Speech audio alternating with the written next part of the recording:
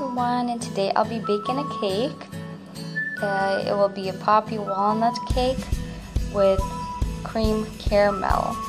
So let's get started.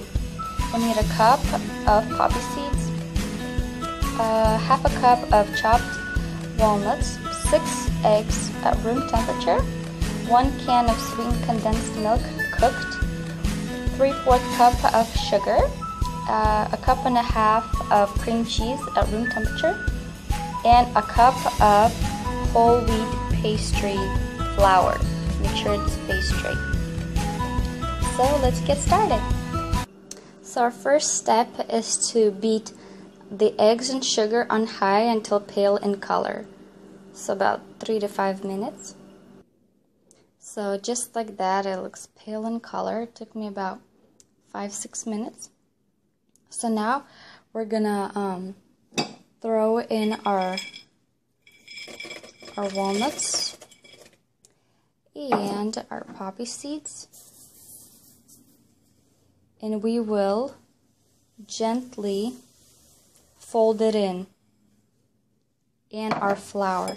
And about the flour, make sure you sift it 2 or 3 times just to incorporate air inside, because this flour has wheat, so it's not as airy as white flour, so I recommend sifting it just to incorporate air. So now we're gonna fold this in together. So here we are. Make sure you don't overmix too much so it won't go down. So now we will transfer it to our 10-inch spring form. So you want to line the 10-inch spring form, and we'll butter it just like I did, or you can spray with oil just so it won't stick, but you don't have to. So now we're just gonna pour it in here. So just like that, and we're gonna preheat oven on 325 Fahrenheit, and we will start baking it. And we will bake it for 30 to 40 minutes. So it depends on your oven. So in you go. We'll see you when you come out. So while the cake is baking, we can start on the cream. So we're gonna whisk cream cheese, just cream cheese, on high until it's all smooth. So just like that, and now we're gonna put our condensed milk inside. So now we're gonna mix this on medium until it's all combined and smooth.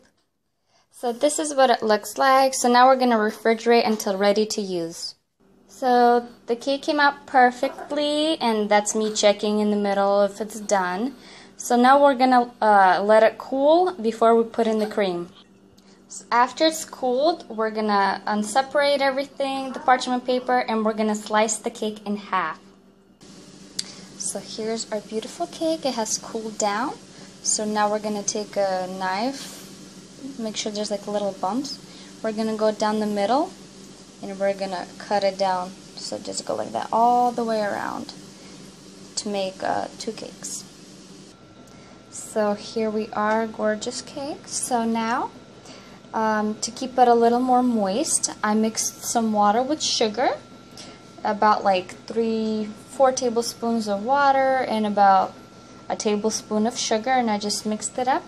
And now what we're gonna do, we're just gonna put it on the sides. If you have a brush, you can go ahead and do that. I like to do the ends because that's the most dry place. So yeah, go ahead and do that. And now we're gonna let it soak for a little bit so it can all go through before we put in the cream. So about like 5 minutes. So our cream has thickened up a bit. So now it is ready to be used. Now we're gonna use half of the amount, and we're gonna place on whichever side you want. And so the top layer would be nice and straight one. So let's start putting the cream. So just like that, and now we're gonna put this top layer on top and put the cream over. Now for the cream.